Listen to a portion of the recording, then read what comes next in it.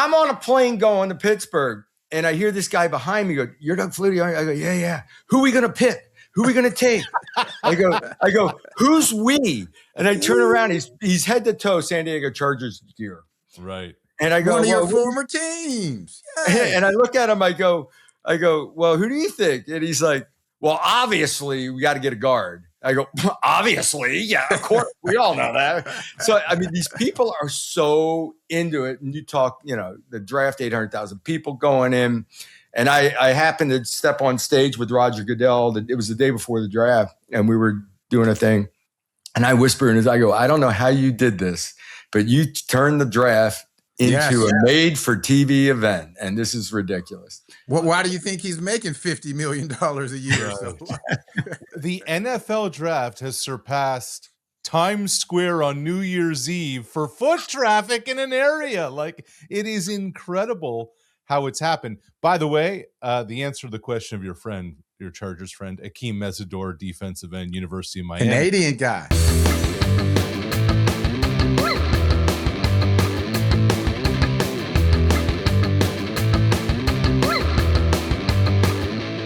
It is Flutie versus Steagall, another off-season edition. The NFL draft is in the books. Minicamps, OTAs are on the docket.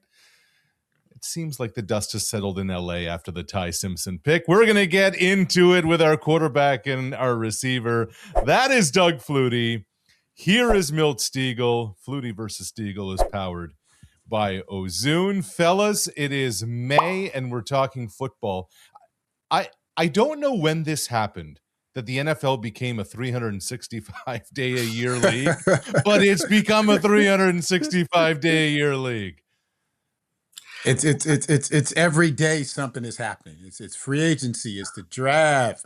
It's Jerry Jones. It's always something, and that's the way they want to keep it. They want you to have the NFL on your mind all year long. So once it finally gets going, you're like, I couldn't wait for this. I was so excited. So they're doing a great job. They have a great marketing machine, and I mean, it works. It keeps us all on edge all year long, and we're all excited about what's going to happen tomorrow, and that's the way they want it. I think I've said this before. When I started playing in the NFL in the late 80s, it was 1 3-day mini camp. Show up in your underwear, run around the field. Yeah, everybody's still alive. We'll see a training camp. And now it's nonstop. And people make a big deal out of, oh, a guy missed a workout. A guy wasn't there on Wednesday. And this and that. It's like, you got to be kidding me. It's like we're talking about practice. Yeah. And my theory on all this is that coaches, especially having the players around during the offseason, coaches can't be coaches unless the players are there. So they're bored. They got nothing going on. They get players there. They do. The other thing is, I was in Pittsburgh. You know how much I hate the draft. Yes. There was over 800,000 people who showed up. It was stupid. Over 800,000 people. I'm on a plane going to Pittsburgh, and I hear this guy behind me go, "You're Doug Flutie?" I go, "Yeah, yeah." Who are we going to pick? Who are we going to take? I go, who's we? And I turn around. He's head to toe San Diego Chargers gear. Right. And I go, one of your former teams. Yay. And I look at him, I go, well, who do you think? And he's like, well, obviously we got to get a guard. I go, obviously, yeah, of course, we all know that. So, I mean, these people are so into it. And you talk, the draft, 800,000 people going in. And I happened to step on stage with Roger Goodell. It was the day before the draft, and we were doing a thing. And I whisper in his, I go, I don't know how you did this, but you turned the draft into a made-for-TV event, and this is ridiculous. Why do you think he's making $50 million a year? So? The NFL draft has surpassed Times Square on New Year's Eve for foot traffic in an area. Like, it is incredible how it's happened. By the way, the answer to the question of your Chargers friend, Akeem Mesidor, defensive end, University of Miami. Canadian guy. Yeah, Ottawa guy, who is 25 years old, which I now find this kind of element in a transfer portal, NIL world so fascinating. It's not 21, 22-year-olds necessarily coming into NFL buildings now. It's dudes who have money. It's dudes who are in their mid-20s. I wonder how much that changes the dynamic in a locker room, in a meeting room, when you have when you have, rookies, air quote rookies, coming in their mid-20s with some additional IQ from being, playing extra college football and a little bit of financial security. How do you two feel that may kind of change things, if at all, when they come into a pro building?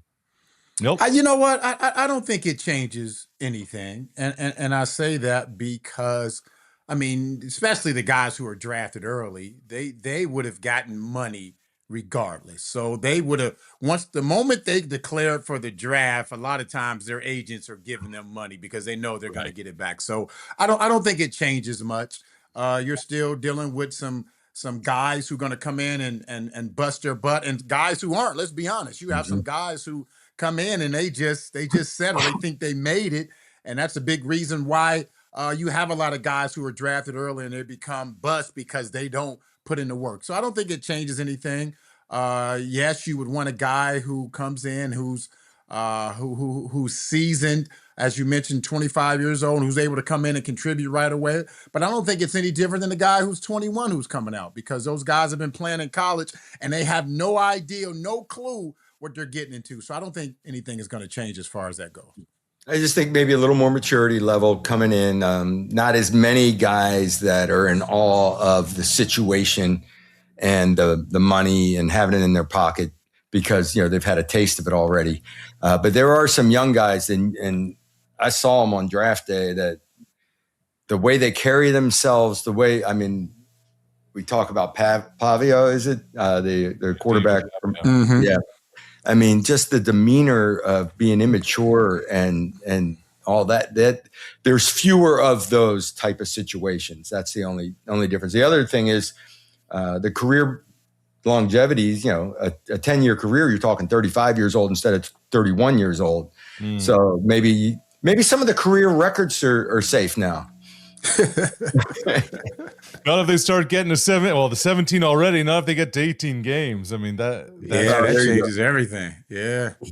I'm wondering too, guys. Now in a world where undrafted free agents are getting more opportunities than ever, what's your advice for dudes who are taking the 6th round, 7th round, or a UDFA, who are coming in with not a lot of security? They're busting their butts just for a shot at the roster. Obviously, the salary cap plays a big part in this. What if there's an undrafted free agent who's signed with the team, who's getting set to go to minicamp or an OTA for the first time? What do they need to know going into this unknown frontier of an NFL building, of the NFL business, of how to handle themselves and what to do to put themselves in the best chance to make a team? Doug, you've been through the gauntlet of it. What would you suggest? The number one thing is don't give them a reason to cut you. Wow. That's it.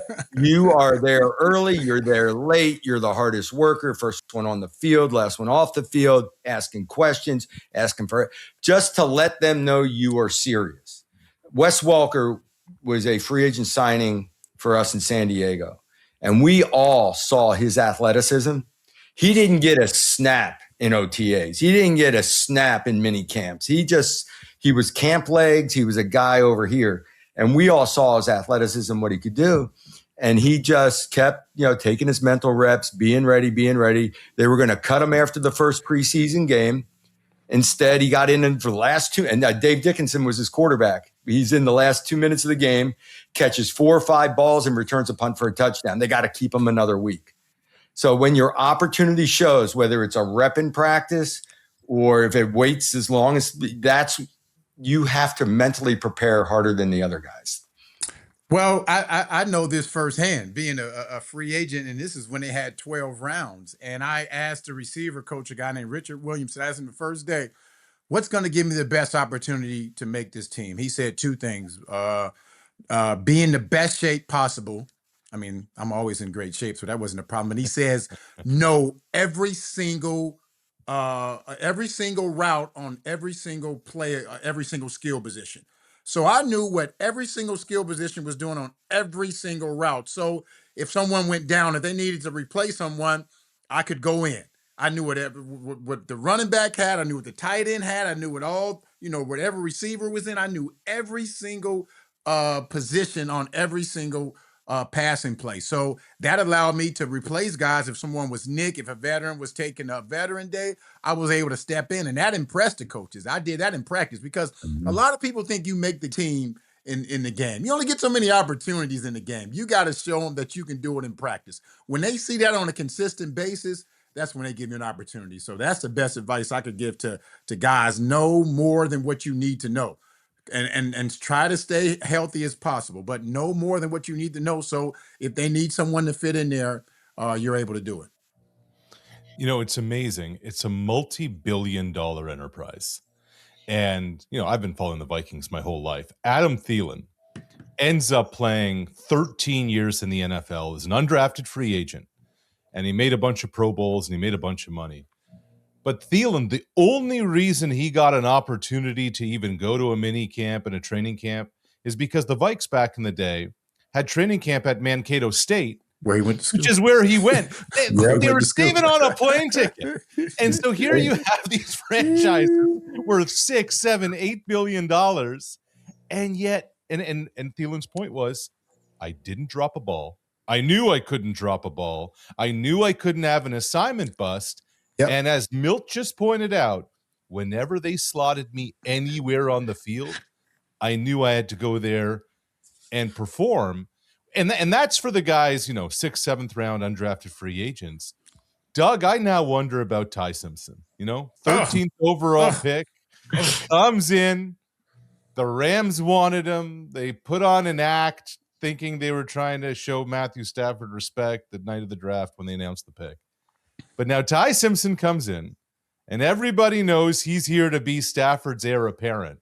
Mm-hmm. What's the quarterback room like now with Stafford and Simpson and everybody else? Before Doug gets going, I just want to say one quick thing.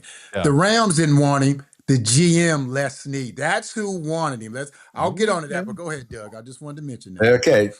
Yeah, and there's a power struggle sometimes. And, you know, whether you go back to Aaron Rodgers and the draft of Jordan Love, Aaron Rodgers would have loved to have had another big weapon at receiver to go get it one more time. And you're looking at a Rams team that was so close last year, looked great and had an opportunity. That's, do the same thinking. I would think you're going after one more skilled guy, one more, maybe a weak spot in the offense, wherever it might have been, to elevate this team one more notch. Because Matthew Stafford is going nowhere. He's 38 years old. I played till I was 43. These quarterbacks now, that with their nutrition and the things they're doing into their 40s, if they want. So he's got 3 to 5 more years if he wants it, the way he throws the football and his knowledge of the game. So he's not going anywhere. He's going to sit.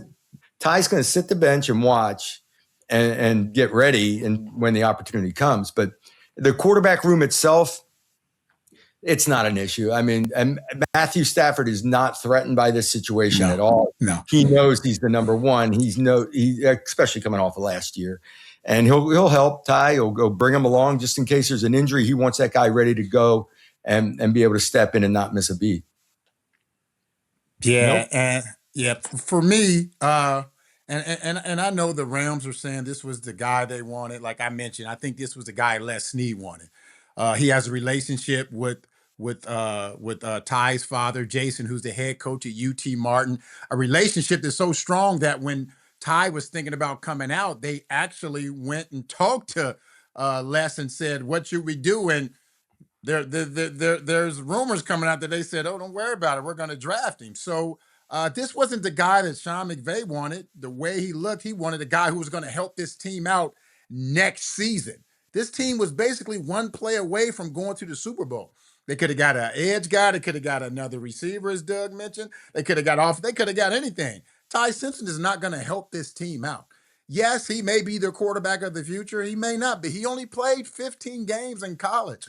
They've seen a small sample size. This was a weak draft for quarterbacks. There was Mendoza and Ty Simpson. No one had Ty Simpson going in the first round. I mean, they had maybe Arizona trading into the end of the first round and getting, but no one had him. But this was some nepotism, maybe in my opinion, because Les Snead had a strong relationship with this family, so they drafted him. So I hope he plays well. I hope he has a great career, but 15 games is just not enough for me to say this is going to be my quarterback of the future.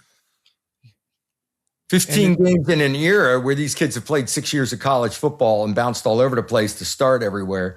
So there's guys with a lot more experience. Yeah, and you think about Simpson's run, he finally gets one at Alabama, loses on opening day, rebounds, they get a playoff win, they get run out of the gym by Indiana. And I just wonder, guys, like, what's the balance here if you're a team like the Rams? A team like the Rams that, as Milt said, a player or two away from reaching the Super Bowl. And then they go this offseason, they sign Jalen Watson as a free agent from KC. They trade with Kansas City to go get McDuffie. So you're kind of lining up to go for it, while at the same time, the GM's role is the best interest of the football team, which could be the long-term interest if you believe in the quarterback. Where's the balance between finding a guy and going for it? Milt, you're shaking your head. Yeah, Les Snead, he famously wore a shirt that said F them picks. Right. It's since 2017, they've drafted once in the first round, not including this past year. And that was a verse in 2024. He's traded away those guys because he wanted guys who was going to help them right away. And this is the first year he's done it, in forever. So that's why I said there's some nepotism involved. So I'm not understanding of it. And I don't think Sean McVay is happy about it. He doesn't want to have to coach a guy who's fresh out of college in a couple of years. He wants guys, he wants to win now. He's been coaching too long. So I'm not understanding that they've done this. This has not been their protocol. This has not been their formula for success in years past. So I'm confused about it. And if they were to have a season where things don't go their way, guys get banged up, whatever it is, and all of a sudden they're a sub 500 team this year, he's on the hot seat, right? What have you done for me lately? So head coaches do not think 3 years down the road. They're winning today. Their job is to win or they're gone. The GMs usually stick around through stupid mistakes and whatever, but right. We're rebuilding. We're rebuilding. Yeah, you didn't say that to the coach when you let him go. Even though he's a winning coach, look at Buffalo. They didn't win the damn Super Bowl, so all of a sudden their coach is gone. Come on. So that's that. Doug is still mad about that, boy. Doug is still mad. Coaches need to win today, and they know it. The only possible upside is not that it's an upside, but if Stafford at 38 years old were to get banged up, I say as you get older, it's hard to stay healthy for 16, 18 weeks, whatever. Are you bringing in a guy that can play at that level quickly and be able to not miss a beat when he jumps in there if Stafford were to ever get banged up? Yeah, Louis Riddick tells the story. He was around Marvin Lewis for a couple of years. I think they were in Washington together or something. And he said, Coach, I really want to get into coaching. I want to work with DBs. Riddick played in the secondary as a player. Marvin looked at him and said, Louis, you stick on the GM path. The GM survive a lot longer than the coaches do. Keep that in mind. It's wild to think it's May. The road to the NFL season is here. Ozune.net has you covered with all of the odds and the props you will need to score big from now all the way until the Super Bowl champion is crowned. Get on NFL futures and props and odds for NBA, NFL, MLB, and more. Check out Ozune socials. Give them a follow, and you can be the first to find out about how you can earn up to $500 in free bonus cash to use for all of your action. Ozune.net. Well played. Well played. Mr. Steagall, well played by you this week. Causing a stir on social media. We now live in a world where it feels like everyone's getting into the playoffs.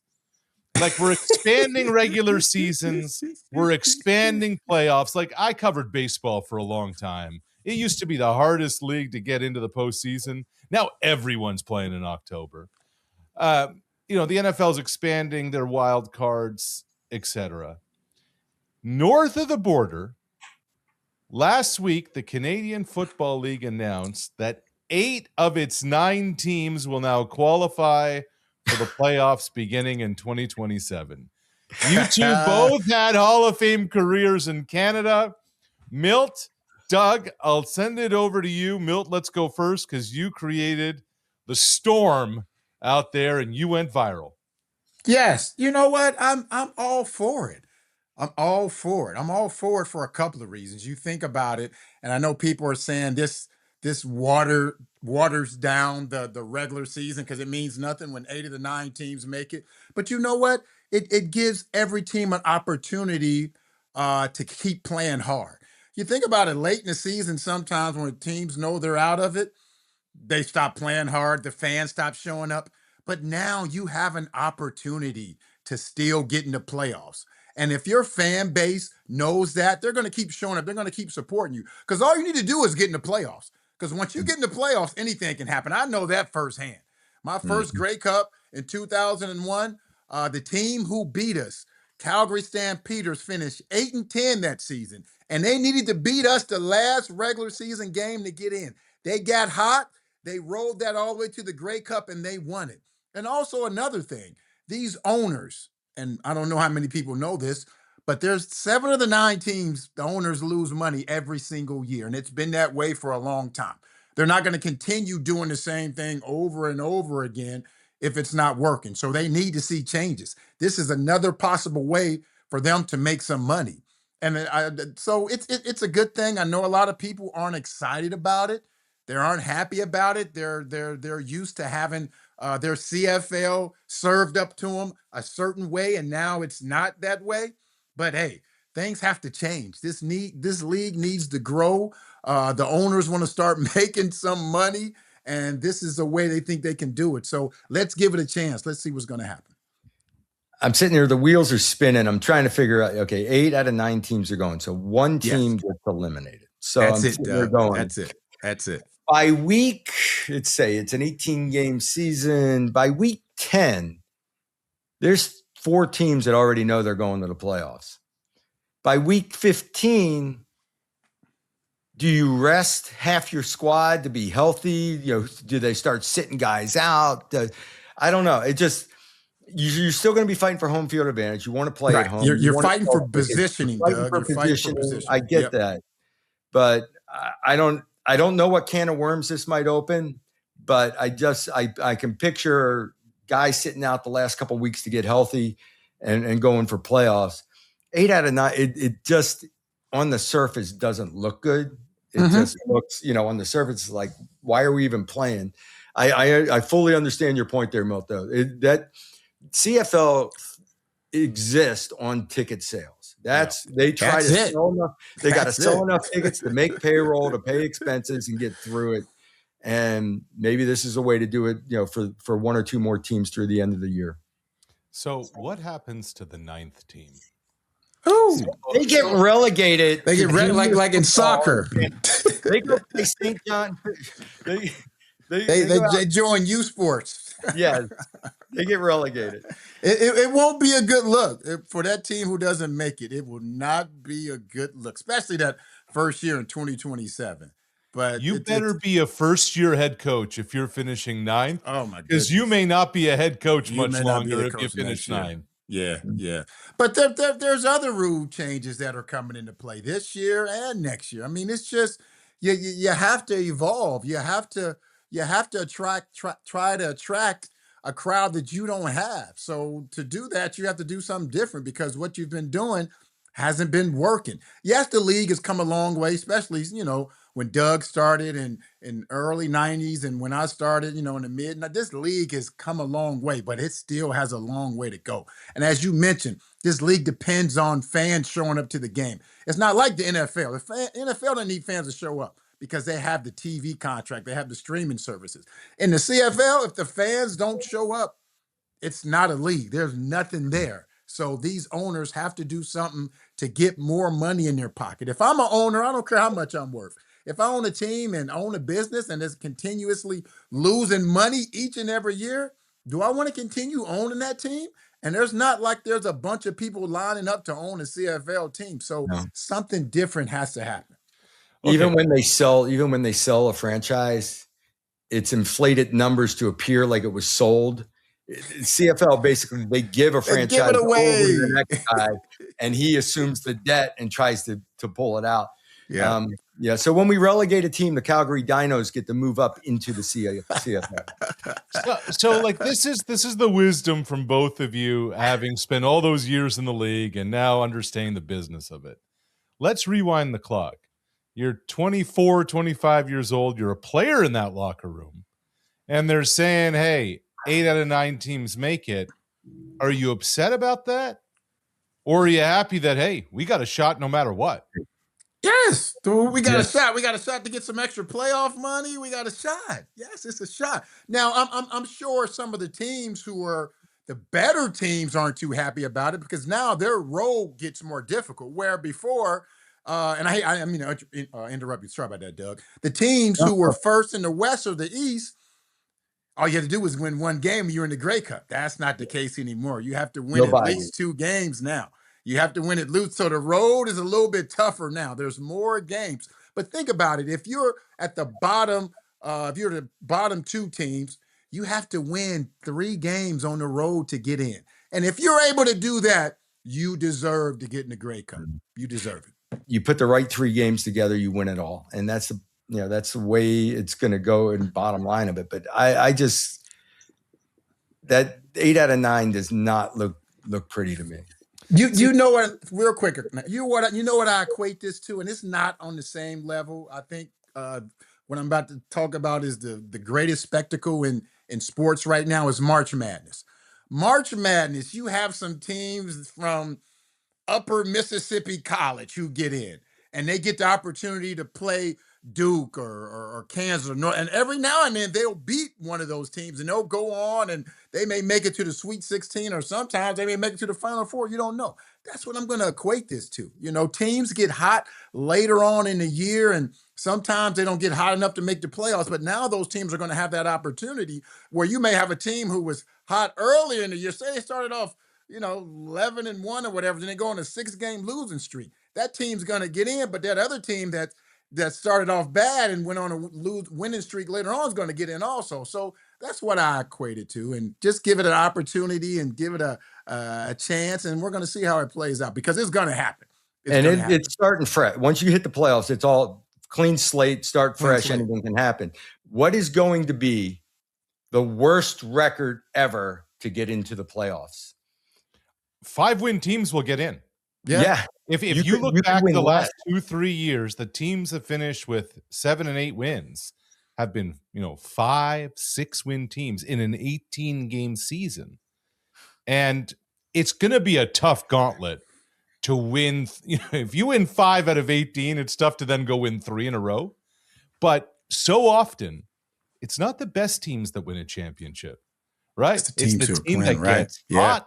It's the teams that are healthy, maybe most importantly, and shoot, the teams that get lucky too. Like those are the 3 things you need in any sport to make that run. Yeah, no doubt about it. And you gain confidence going into the playoffs, and all of a sudden a couple of good things happen, and you're playing loose and free, and you go after it. And the shot from half court goes in an NCAA tournament, whatever. Milt Steagall catches the ball with 4 defenders around him and runs 85 yards the wrong way for a touchdown. The wrong team wins. But it's just your momentum is key. No doubt about it. Our producer asked a question, but does a team in the NCAA with a losing record get in? It's happened because what happens is that team had a losing record during the regular season, but once they get into their conference tournament, if they win that, they're in. So it's happened before. It's happened. You just get hot at the right time. Yep. Remember, it was a few years ago. UMBC as a 16 team beats Virginia. First time ever a 16 beats a 1. The next year, Virginia wins it all. It was something bugging them in the back. Guys, it's the best. We do this all football season. We do this all football playoffs, and we do this in the off season as well. Flutie versus Steagall, powered by Ozune.net. Well played. Real quick before we go, what are the spring plans in the Flutie and Steagall household? Doug, is a little more surfing going on there in Florida? I was out on the water this morning. It was beautiful. No shark friends today, unfortunately. It would have been nice to see a couple friends out there. Basically, so a few fun golf tournaments lined up that'll be available. All right, golf. Milt, hey, People, I don't know what we've talked about on air. Milt Steagall, first time ever on a legit golf course, goes out. I teach him the Jack Nicklaus theory of whenever you can use a putter, use the putter. Milt Steagall, 75 yards off the green, putter on the fairway, rolls it to within 2 feet of the pin. It should have gone in. It went right by the cup, and he Yes. Unbelievable. Yeah, well, for me, I mean, shucks, CFL is about to get going soon, so about to get going. Hopefully, no one kills me for thinking that I love these rule changes, but hey, we're gonna have some fun. So CFL No gets more going. single. That's un-Canadian. That's No I was more going to say rule. un-American. The rule is still there. It's just not in the same way. Modified. Yep. Yeah, it's modified. Exactly. Yep. Yeah. That's Flutie. That's Steagall. It's the off-season edition. We are powered by Ozune.net. I'm your host, Arash Madani. We will see you next time. We appreciate all of you for making us one of North America's fastest growing football podcasts.